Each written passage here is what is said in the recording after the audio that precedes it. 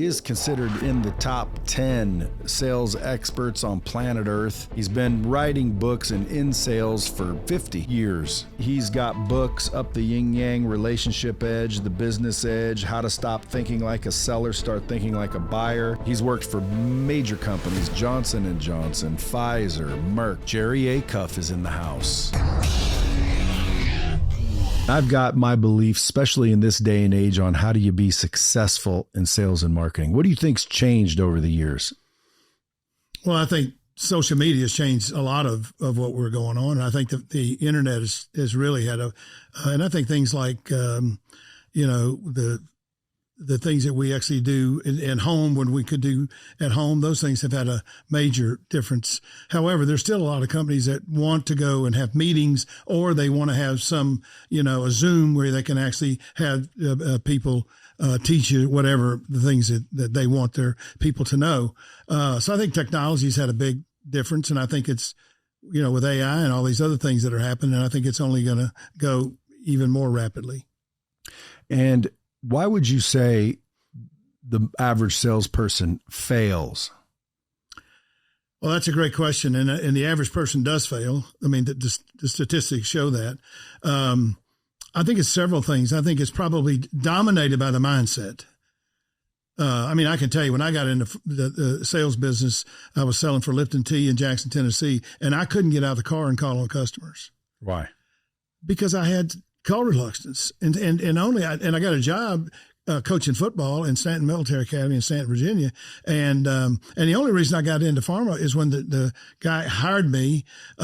He convinced me that it wasn't like selling pencils on the street, and so I said, well, if I can learn from him, I'll be fine.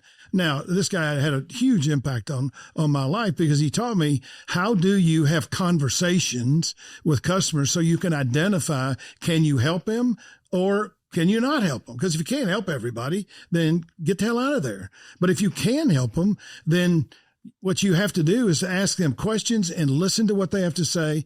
And the vast majority of people are far better at talking than they are listening and trying to ascertain what are the issues that this person deals with. Yeah. Salespeople need to listen better than they talk. Yeah. A lot of salespeople think it's all about talking. Yeah.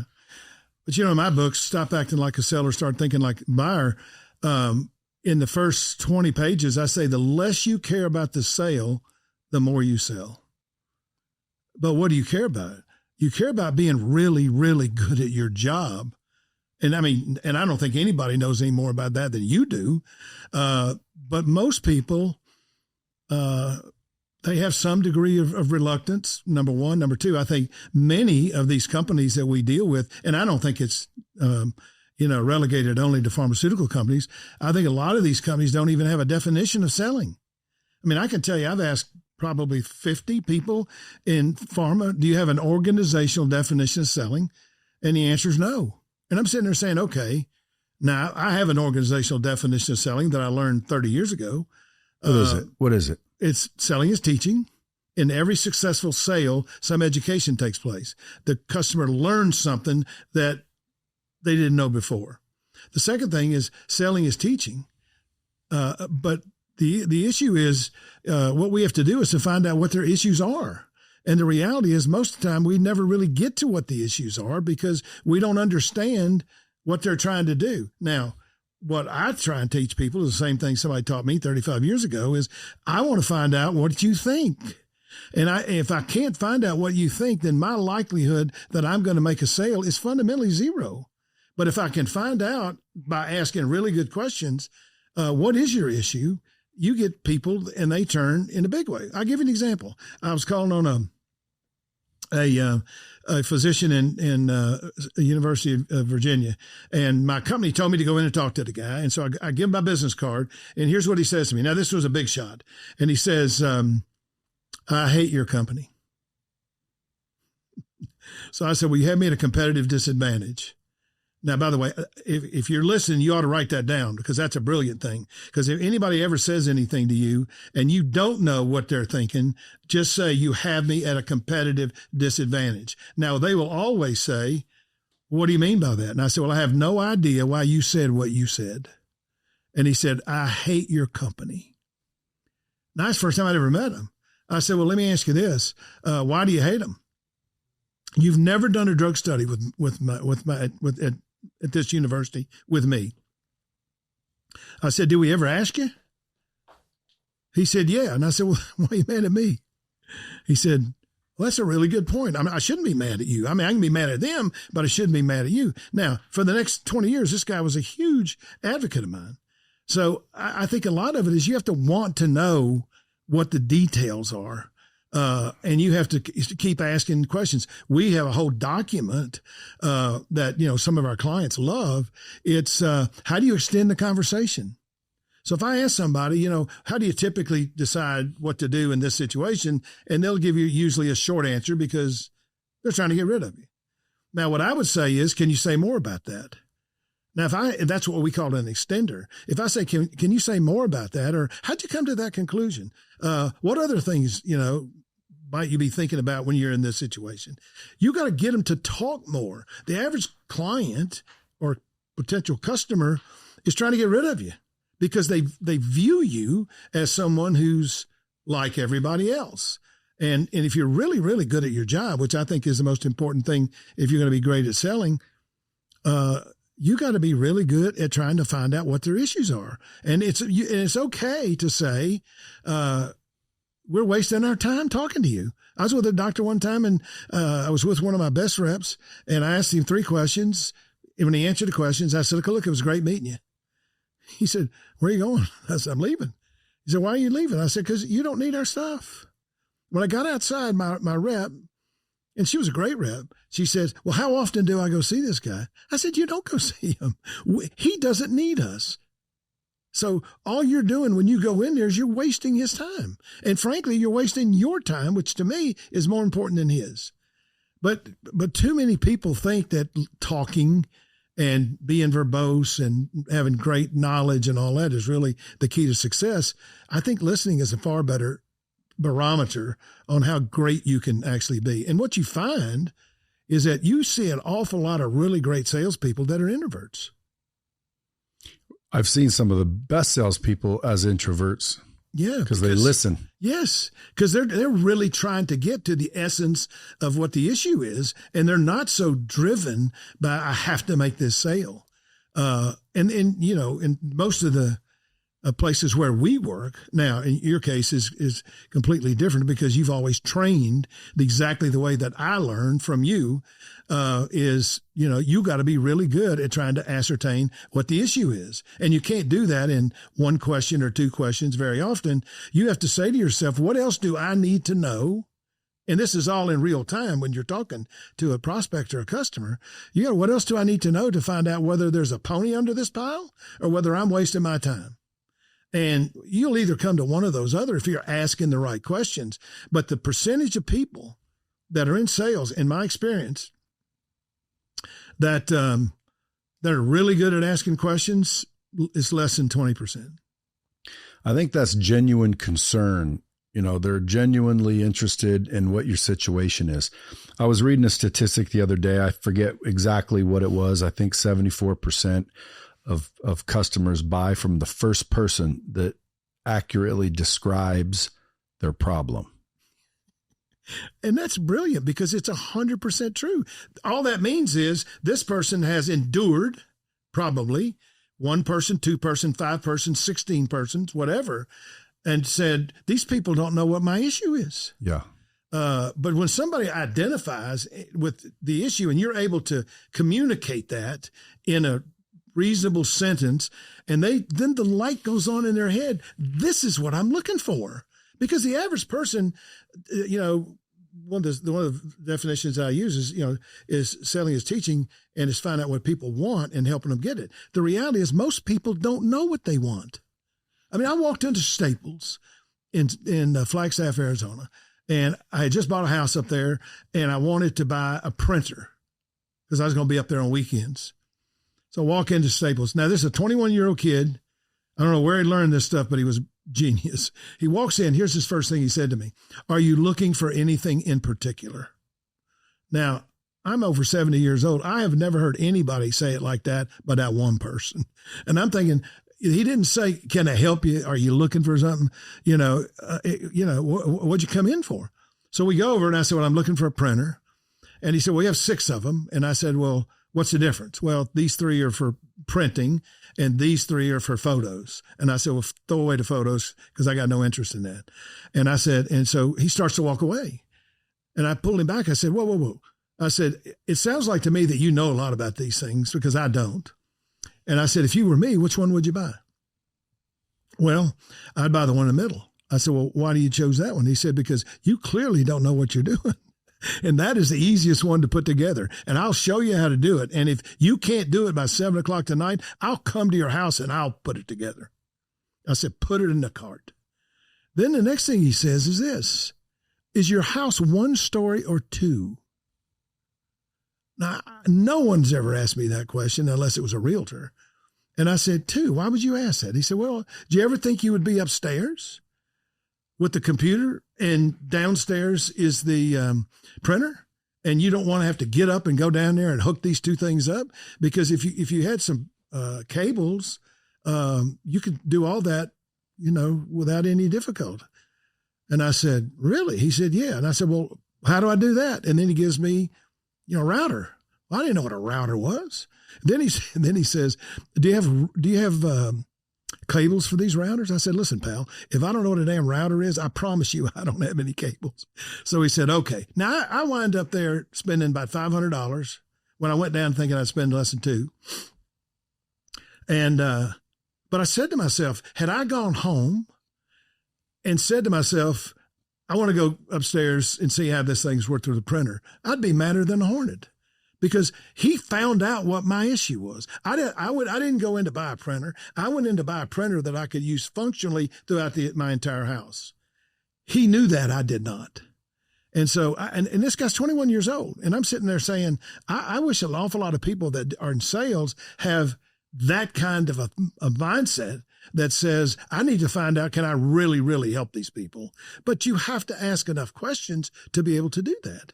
And this guy was genius. And to build value. Yeah, exactly. He's building value. He's finding opportunity. Yeah. A lot of salesmen ask a few questions, then they start talking about the product and they haven't even learned how it's solving your problem. Yeah. Or what additional value could they add?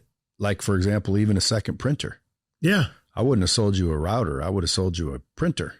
One upstairs and one downstairs. One for upstairs, one for downstairs. I'd have bought it. And a router. Yeah, I'd have bought it. I write these things called the sales or the closer's Bible. Right. The closer's Bible. I give them away to people that are looking for them. I want to walk through the closer's Bible with you and get your take on it. Sure. You ready? The first book, the book of prospecting. Okay. The law of more. For he who talks to more closes more. Numbers game. What do you think about that? Well, I think it's 100% true.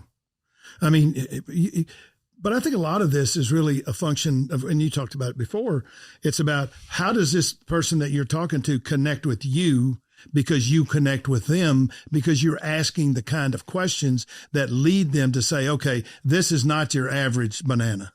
This is actually somebody who really cares about what I'm trying to do, and they're really trying to find out what is the real issue that I have. So sincerity, you think, is important? Absolutely. Yeah. Yeah, because I'm always, of the mindset, listen, if you want to sell more, you got to do more. You got to talk to more people. You have to have an opportunity to do business, and that usually comes from prospecting. Yes. Most salespeople don't prospect, and they don't prospect effectively. How would you tell someone if they're willing to prospect, but they just don't know how? What would be your techniques to get some leads generated? Well, I think, in this day and age, the social media is a really important, asset. And I think if you have the ability to actually create ads that draw people to you, but your ads have to be the right thing. And to me, the right thing is, I want to share with you how we've been solving problems for others, because people, there's this thing called the law of the like. The law of the like means I like people who think like I do, who do things like I do. And I think people who are looking for, other relationships so that they can become more successful, they have to get up off your butt and go out and either make calls or you got to call people, et cetera. what I find is that most people don't want to do that. They're not, understanding the value of going out and actually getting somebody to want to have a conversation with us. The other thing that I try and get people to do, and, I wrote this book called I wrote The Relationship Edge in Business. Now, a lot of people think Carnegie's book is the greatest in the world, and it's a good book. But when I read the book 2 or 3 times, it was clear to me that he did not tell people, how do you get someone else that you have a good relationship with? How do you get with them and get them to introduce you to somebody else? Because the best leads are the ones that somebody actually gave you. I mean, if somebody says, you need to talk to Brad Lee, well, I'm going to try and do anything I can to talk to Brad Lee. So what I believe is, number one, in Carnegie's book, he doesn't tell you how do you actually get someone to recommend you to somebody else. Now, I teach that in 2 sentences. It's not very difficult. So let's say I wanted to meet somebody. I went to Scottsdale. I lived in Scottsdale, and I wanted to meet the basketball coach at Arizona State, a guy named Herb Sendek. Now, he doesn't know me. I don't know him. I never played basketball, but I wanted to meet him because I love basketball. I didn't want to have to drive all the way down to Arizona State. To Arizona rather than Arizona State. So I asked 10 people that I knew well this one question. And if you're listening, you should write this down. It's brilliant. How well do you know blank, if at all? Because a lot of people say, do you know Herb? Are you a friend of Herb's? That doesn't give you any information. If I say,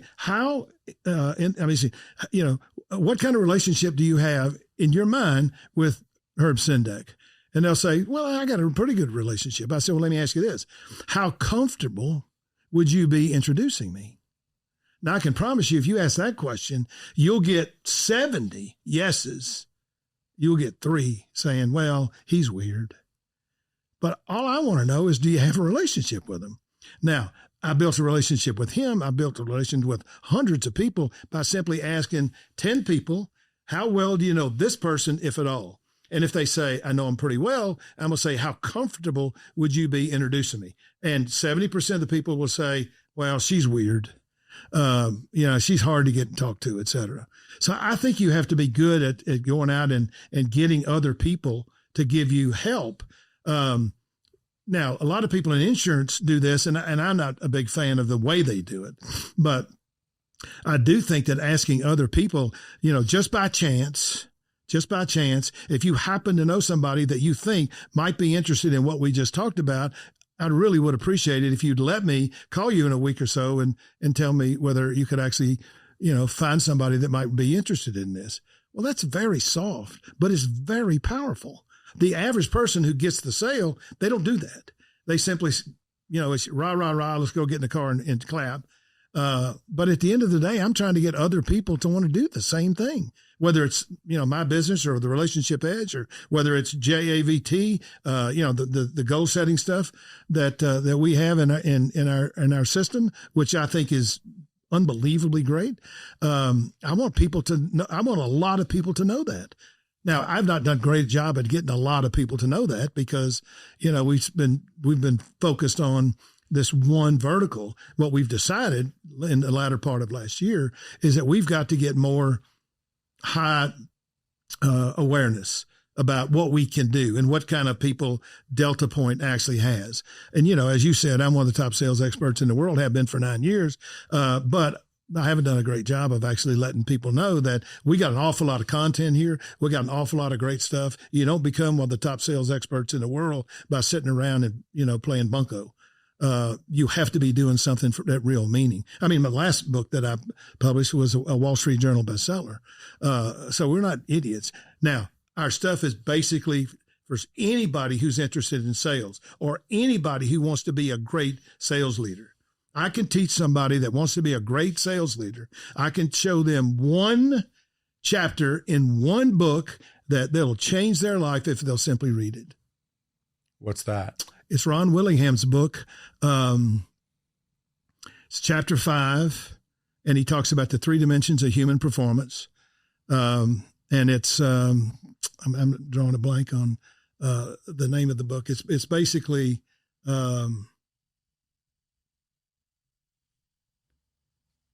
I know it's chapter 5, and I know what the three, there's 3 dimensions of human performance. It's I think, I feel, and I am. Most people focus on the I think and the I feel. The real focus is on the I am. But it's integrity selling. No, it's not integrity selling. It's no, that's the first book that he wrote. The Inner Game of Selling. No, it's not that either. Ron Willingham. Bestseller? No, it's not that. He's got a bunch. Yeah, no. Authenticity? No, it's Selling in the 21st Century? No, it's not that. Damn. The Inner Game of Selling? It's probably in there. Yeah. That's not the one that chapter 5 is, but I know that one. I know that one is in that one. How to Speak So People Will Listen? No, it's not that. All right. Well, we'll get back to that book. It'll come to you. Here's my question. Cold outreach, cold calls, they still work? Yeah, absolutely. I mean, the percentages aren't great. You're not going to go out and call on 100 people and get 62 people who want to talk to you, but selling is a numbers game. I mean, just because somebody doesn't want to talk to you doesn't mean you can't add value. But all of this, Brad, is really driven by your own belief. If you have the belief, I don't really care whether you tell me no or not. You're not hurting my feelings. What you're telling me is that I either didn't ask the right questions or you're not the right prospect. I don't lose any sleep with either one of those. Overall prospecting, though, how important do you think that is for salespeople to engage in every day? It's everything. If you don't have prospects, you don't have a business. So you need to try and find as many prospects as you can. Now, you also need to know, and this is probably better than I do, if you have 25 top prospects, you'd be lucky probably just to close 12 of them. But those 12 people need it. And those 12 people know people. Yes, exactly. Prospecting, folks, is a very simple thing. Number one, referrals. Most people are not asking for referrals. You got social media. Most people aren't actively building their personal brand and they're following on social media. And this telephone that you have in your hand is a broadcast station. You got cold outreach, which everybody thinks is dead. Nobody wants to do it because it's not very successful, but there's intelligent ways of doing it that are a lot more successful than just ringing out of a phone book.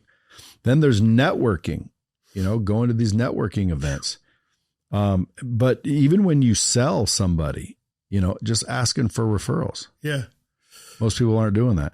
So there's an exercise that I show people. I tell them to write down 100 people that they can reach out to right now. And, that list alone, if you can just list 100 people, your barber, your friends, your family, start there. Yeah. If someone was brand new in sales, like, I don't know where to start, write down a list of 100 people or open up your phone book and just start freaking hammering. Now, most people are like, oh, I don't want to look stupid. I don't want to feel stupid. Folks, that's at the end of the day, because you don't think what you're selling is actually helping people. Right. Because if I called my friend and said, hey, you want to buy this? That's not selling. No. That's freaking running your pie hole. And that's why a lot of these guys aren't successful. Yeah. I'd call my friend and I'd say, let me ask you a question. What's keeping you up at night right now? Right. What problems and situations are you having? Right. Or if I already have the product in mind, I want to, get them to start talking about what problems they're having that my particular product will solve. Yeah. So asking for referrals and prospecting on a regular basis, I think is like the first book of the closer's Bible. Yeah. But I also think that, what you have to do is to make them I want people to not feel attacked. So if I'm talking to somebody, what I'm probably going to say is, look, in a perfect world, and see, when you say in a perfect world, you basically give people permission to tell you whatever the heck you ask. I say in a perfect world, if you had to guess, how might you think about your business differently where you might want to talk to somebody like me? And they'll tell you. If you ask it so that it doesn't sound like you're about to drop a grenade in their hand. So this is one of the things that we teach all the time is words matter. If you look at my business card, it says words matter. And so we spend a lot of time thinking about what are the words that you use that get people to want to answer the questions. And in my mind, you have to have soft openings so that people don't feel like you're about to traumatize them. What about follow-up? It's probably the second most important thing that you could ever do. And look, first place, follow-up is to show you're to find out if you're following up. If you haven't bought, but you still think you're in the game, you want to call on them again. I mean, 80% of sales are closed on the 6th or 7th try. And so if you give up after 1 or 2 times, you're basically saying to yourself, you got no shot. Which most people do. I know. It's unbelievable to me. Did you do it when you were selling? No, listen, I got thrown out more than you can think of because occasionally I would argue with somebody because I had a strong belief in what we were doing. But no, I had the 3 best bosses in the history of the world. The first 17 years I was in the business, and they all taught me how to be great at selling without being pushy. Now, there was one time with one doctor in Charlottesville, the guy I got pushy, and he got up, and I basically I had to argue with him about this kind of drug that we should use. And he stands up. It's like wintertime, and it's pitch dark, and he walks out, and he closes. He turns off the light, and he says, "I've seen enough of you." And he left, and he would never see me again. But from that moment on, he used my product. What do you mean? No, I mean, what I was trying to sell him, he wouldn't listen to me. But as soon as I left, he decided I better all try this. And so I couldn't go see him, but I didn't need to because I could talk to his people in his practice and find out that everything that you told him that you wanted him to do, he's doing. He just don't want to talk to you anymore. I don't care. What would you say if people like are younger and they're like, Jerry, you sold so long ago. Like, how do I know it still works? Your techniques. Well, I would say that, if you go back and read, any sales book that anybody wrote 100 years ago, 50 years ago, 60 years ago, 80 to 85% of it is basically the same thing. I mean, there's not that much new about selling. Selling is now what I believe is that what has made me successful is I learned my definition of selling, and I learned it in like 1978. And so when I go and have a conversation with a customer or a prospect, and when we do this all the time, we ask an awful lot of questions, number one. But number two, we also try and find out what's their pain. Why is this an issue for you, and how relevant is it now that you get this thing solved? And so, in my mind, I think it's really, really important. But so many people are they're one-hit wonders, and they're going to make a call. I mean, I remember one of my reps got promoted. He was number 1 rep in the country, and when I hired somebody to replace him, the guy that he replaced called me after 2 months. He said, "This guy's never seen any of these doctors." So I called him on the phone. I said, "Pat, Kevin says that you haven't seen any of these doctors." He said, "Why would I see them? They were a waste of time." He said, "I'm going to give you 20 names, and these are the 20 people that you need to talk to." And now he was I think he was an outlier. But truthfully, he knew his territory. He knew where he could get his business. But I think there's nothing about selling that's easy. That's easy? It's nothing about easy. It's nothing. I mean, you have to want to understand what does it take to be great at selling. Now, I don't know of anybody that teaches this is better than you do. And I can tell you, that I had learned a hell of a lot of what I know from you. But it's not easy. Now, it might be easy for you now, but my guess is at some point in time, you got better and better and better and better. And what I try and get people to understand is if you really want to be good, then keep at it. I mean, I've read 600 books since 1981, 600. And I've written, 5 bestsellers. But I'm still reading books. Why? Because my old boss used to say this all the time, and I love this man. I cried when he died. he said, he would always say, when you're green, you're growing. When you're ripe, you're rotting. Never stop learning. And I'm 75 years old and I'm still learning. I read books. And I take notes. I look through those things because they always teach me something. So I just think it's not that dang different today than it was before. We've got CRM and we've got, the internet, we got all kinds of tools that we can use, but fundamentally selling is an exchange of intellectual property between two people where one of them says, I like this. And the other one says, I'm wasting my time. Yeah. When I'm racking my brain trying to think, what do I think the most important thing to understand about selling is, I would say empathy. Empathy. Well, like putting yourself in the buyer. You wrote a book about it. Yeah. Putting yourself in the buyer's shoes. Yeah. Feeling the same as the buyer. So your book, stop thinking like a seller and start thinking like a buyer. That's, in my mind, empathy. But you know where I got that title? Where? Jeremy, what was the guy from, what I forget his name, but I was reading the book and he said this: people hate to be sold, but they love to buy. That's Gittimer. Jeffrey Gittimer, right. And I'm on an airplane in New Jersey. And when I read that, I said, why do we teach people how to sell? Why don't we teach people how to find out what the customer thinks? So I wrote the title of the book, Start thinking about the customer and stop thinking about the buyer. I got that from him. So I think it's, if you're really good at this, and you are, and I am, and almost everybody that you and I spend time with, we're really good at this stuff. But we like it because it produces tangible results for human beings that you and I can go and say, I made a difference in this person's life because they learned something from me that they didn't know. And they now have a new set of values and things that they really understand because you were there and I was there. But I tell you this, my father died of Alzheimer's in 2010.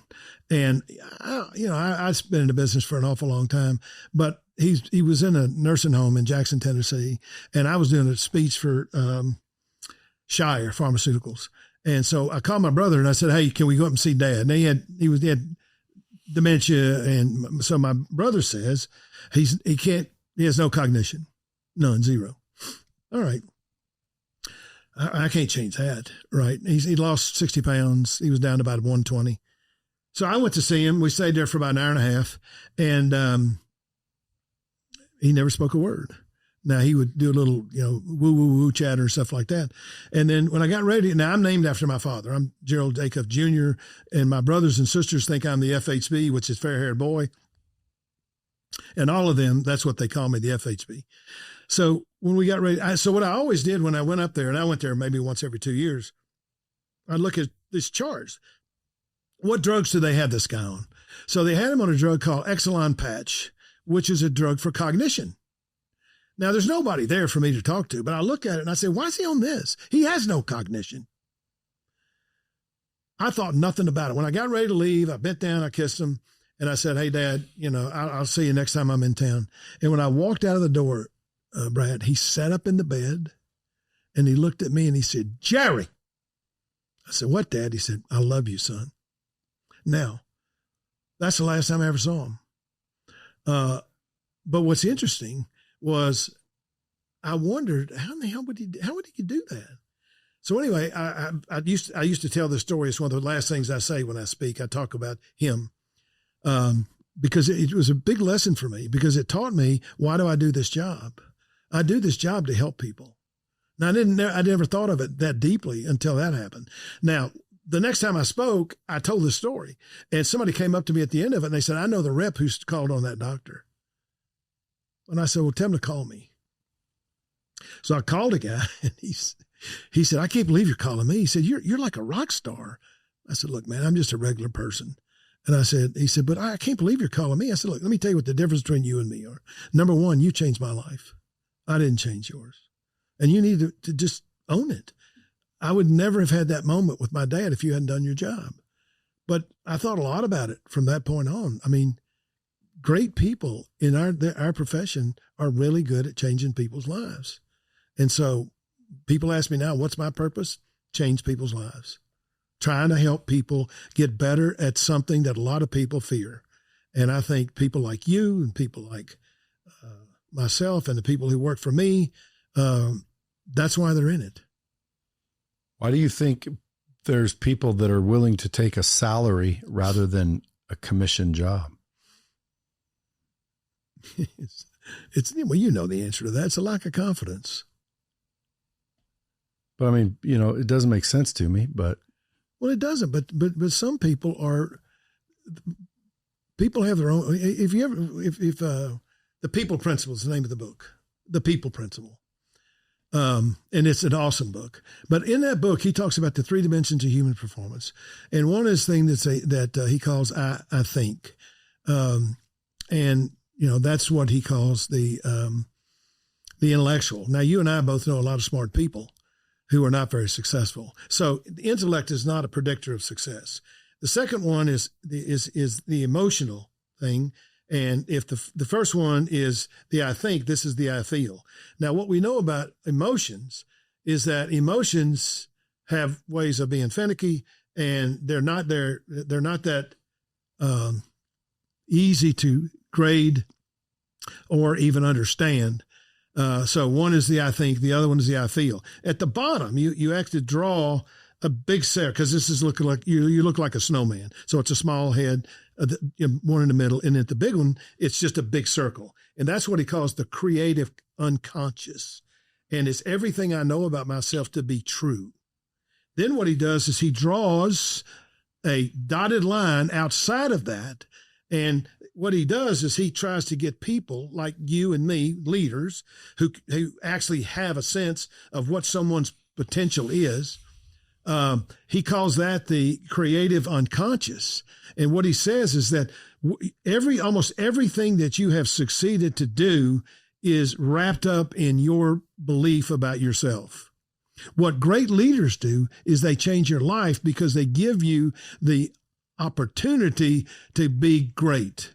And I'll give you an example. When I was 47 years old, my life dream was to be a regional manager for a pharmaceutical company. I'd have 150 people reporting to me.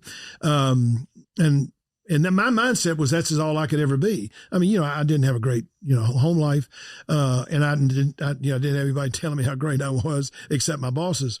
And so I just thought, okay, if I could actually get this job, I'd be 45 years old and I would never have to do anything but just do this until I'm 60, and then I'll take my thing. Well, I competed with a guy named Don Cutcliffe, he died 6 months ago, and I cried when he died because he got the job, not me.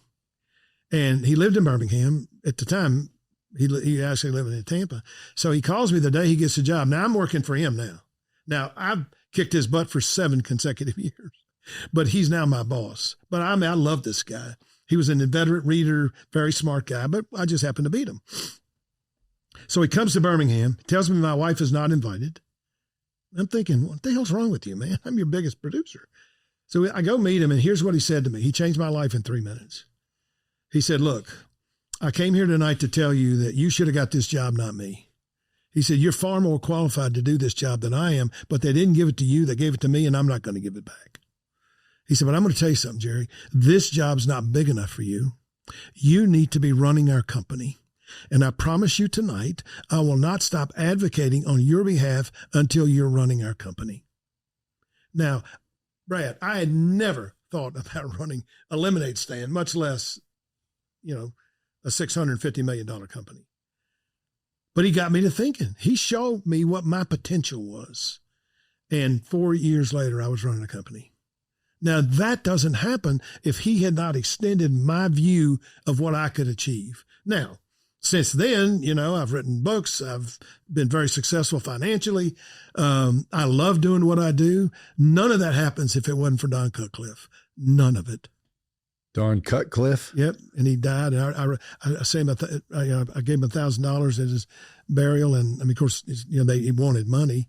And then I wrote his obituary, and I cried like a baby. You gave him $1,000 at his funeral. Well, he wanted money for St. Jude's Hospital. So I just donated $1,000. And I just sent his wife an email, and I got his son a job. I got his granddaughter a job. But he was the greatest leader I ever worked for. I mean, imagine changing my life in 3 minutes by simply telling me, man, you got too much in the tank. And if you don't do something right, you're going to miss a huge opportunity. Now, I mean, not that many people can do that. Now, I believe that that's one of the things I have to be doing. I mean, I'm involved in 16 charities, and I've been on the boards at my, college, and I have a lot of people that I mentor, and I think it's a really important thing for us to do. But man, I can't compete with him. He was unbelievable. He was unbelievable. But that 1 3-minute conversation changed my life forever. How long, or how often did you switch jobs in the sales career? I was a rep for 6 years. And then after that, I was a manager for 8. So that was 14 years. And then I left at 20. You left at 20? After 20, my 20th year, I left. And you, just decided to start a training company? No, what happened was, we reorganized, and they wanted me to move to Kansas City. And I didn't want to go to Kansas City because I said, I'll wind up, running a barbecue joint or something. So I said, no, I'm going to go be an entrepreneur. So I went into business with another guy that he had a consulting business. And, the first project that we did, I sold. And then the guy that I sold it to for about $150,000 said, oh, by the way, don't ever bring that other guy over here. So now I got to do all the work, and he's got to get this guy half the money. Well, I said, that's not going to work. And then I had a guy that used to consult for me, and he asked me to start a business with him. And I did. And I created a product that actually we sold to American Source Bergen that makes it easy for people to get free drugs from drug companies. And I created that in 95. I mean, I had to pay somebody to do it, but it was my idea. And I tried to sell it to a big company, but, you couldn't get anybody to do it because they don't want to be able to give these companies, all of the stuff that they know that they could give if they wanted to. And then I coached football at Stanton Military Academy, and my roommate called me one day and he said, hey, you want to get a job in the pharmaceutical business? I said, well, who would hire me? I said, I have a 2.18 GPA. I have no sciences. Why would anybody hire me? He said, oh, this guy likes athletes. He said, you need to go interview with him. So I go interview with the guy, and his name's Jim Crutchfield. He's still alive.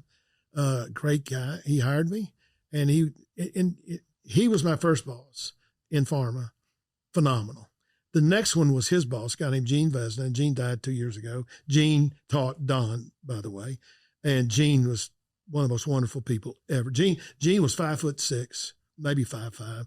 And when people would ask me about Gene, my response would be, Gene Vesna is the largest man I've ever met. And then he taught Don. So if I look at the genesis of these 3 people, every single one of them were trained by one guy, Gene Vesna. And so I couldn't lose. I had the greatest for 17 years. And then I woke up running a company. None of that happens if I don't get the right bosses. But eventually you started Delta Point. Yeah. What made you do that? Oh, I got fired from a training company because I was disagreeing with the CEO. And he said, why did you disagree? I said, because you're wrong. Period. He said, get your stuff and get out of here. May 23rd, 1990. And so I thought a lot about what am I going to do? And, I had a house in Scottsdale. We had just bought a house that's, has a mortgage, a big one. And so I'd go walking every day. And then one day, one of my reps, who is now a big shot at one of these companies, he calls me and he says, hey, I need you. And I said, for what? And he said, look, I just got this job and I need you to help me do this stuff. He said, send me a proposal. I don't even have a company at that time. So I walked, I had a lawyer down the street, and I went down and I told him, I said, I need an LSE, and that's where Delta came up. And then the very first meeting I went to, he said, I want you next time I want you to come to Florida, because we're having a big meeting and I want you to be there. So I went there, and I had I think about a $70,000 project, which I thought at that time would last me, 4 or 5 months. And so when I got down there, and it was just his team, it's like 8-9 people, and they were talking about their business, et cetera. And then he looked at me and he says, "Do you have any questions?" And I said, "Yeah, I do." He said, "Well, go ahead and ask them." I said, "Let me ask you this question." I said, how much time do you spend with your reps teaching them how to actually sell these drugs? Well, that's sales' job. I said, "Really?" Now, the guy that I hired, who was he says, wait a minute. That's our job. We can't just let that be their job. So he said, so somebody said, "Well, what would you do?" I said, "Well, I'd go ride with half a dozen of them, and I'll come back and tell you exactly what to do with them." And so then he hired me for that. And then I worked with them for probably 11 years. And I created their coaching model. All 5,000 of their salespeople, we did all that. So that's how I got started. And the rest is history. The rest is history. You've been doing it ever since. And I love it. I love every bit of it. And now you're venturing outside of the pharmaceutical space. Your goal is to just open it up and start training more salespeople. Yeah, and it's not from a selfish point on my view. We have so much wonderful content that people don't know. And, if you're one of the top sales experts in the world and people don't know you, then you're not doing something right. And so, late last year, we got thinking about this, and, I said to myself, if you want your ship to come in, send one out. We didn't send out a ship. Now we're sending out a lot of ships. Now, I think, and because, we're on your platform because it's the best and it's phenomenal and it's been wildly successful with our clients, but we haven't exposed it to enough clients, especially people that we don't have great relationships with, but we're going to do that now. And I think it's going to be a game changer. And I only do it because I think it helps people. And I think it's the most powerful thing that you can learn is how do you set and achieve stretch goals? How do you build relationships with people that are difficult? How do you become a superstar salesperson? And how do you become a superstar sales leader? All of that is in my Jerry Acuff virtual training. And I owe you for that. Does it like, can someone brand new get started, or is it mainly for people who already? It's anybody that wants to get started. Well, I mean, you know what it's like, but anybody that wants to get better in selling. I mean, I go back to what Cutcliffe said. Cutcliffe said, when you're green, you're growing. When you're ripe, you're rotting.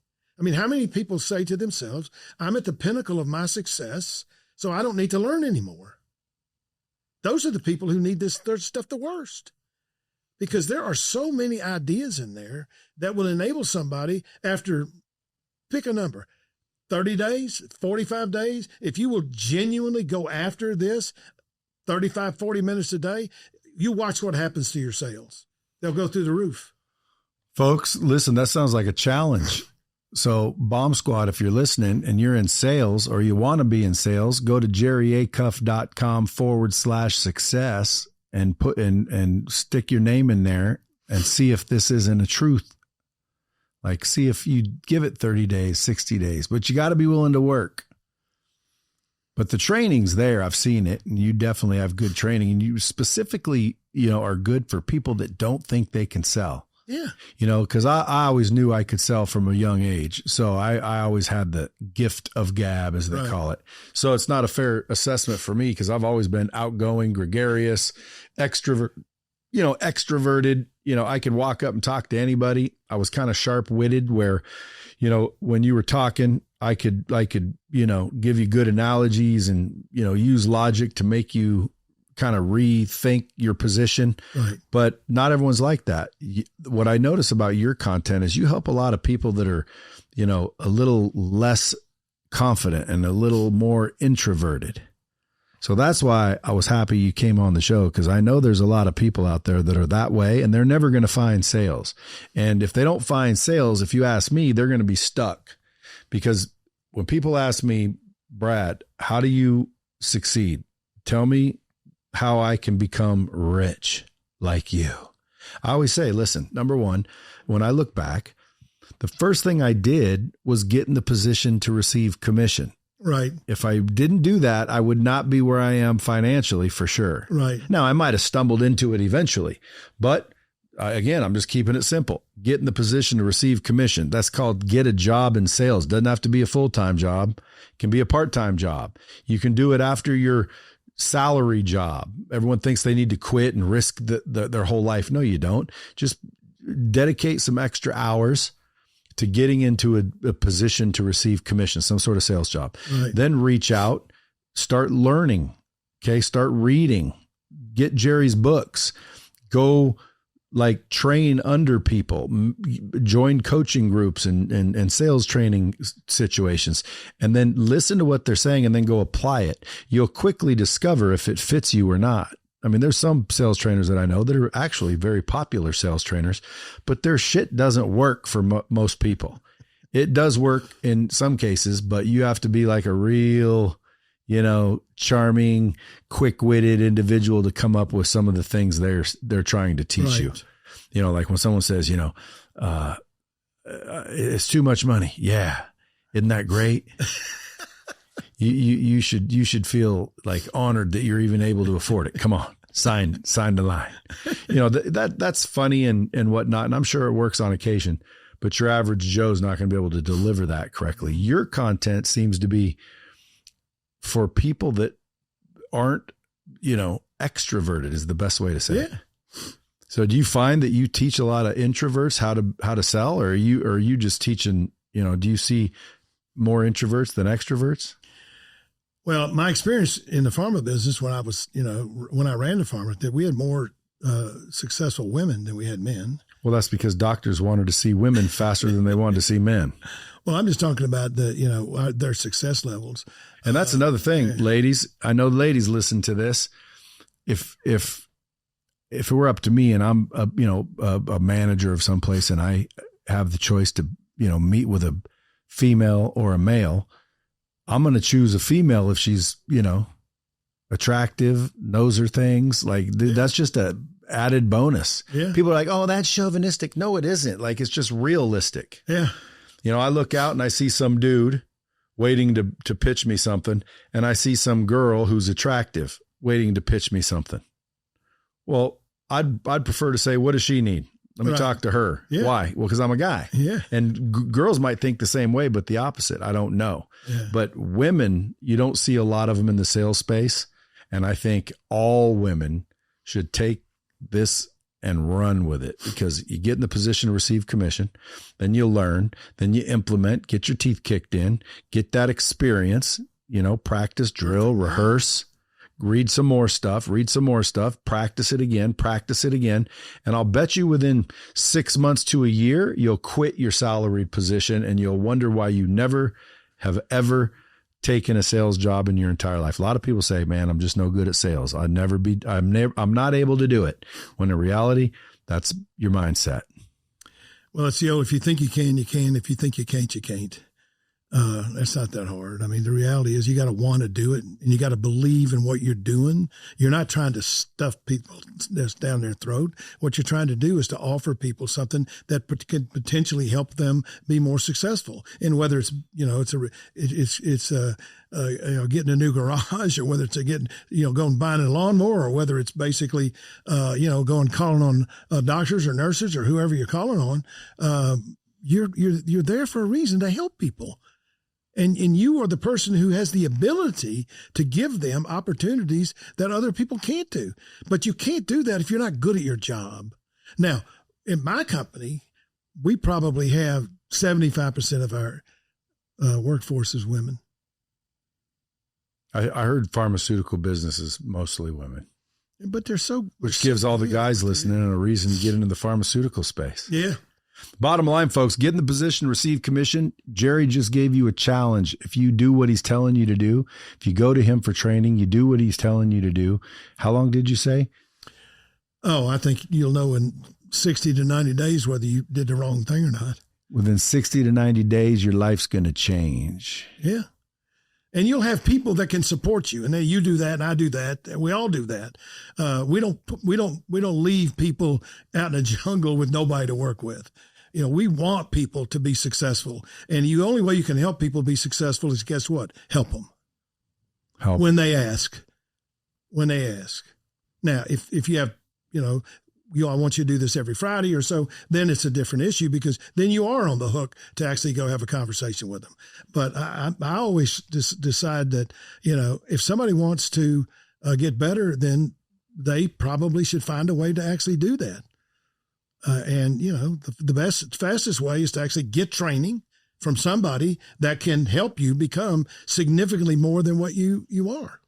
And you've clearly made tons of money. You don't need to keep working. You own all kinds of crap now, and you definitely don't need the income. What keeps you going? I just like what I do, and I've been very successful. I have a wonderful family, but at the end of the day, I like getting up every day, going to work. I like my clients. I like my customers.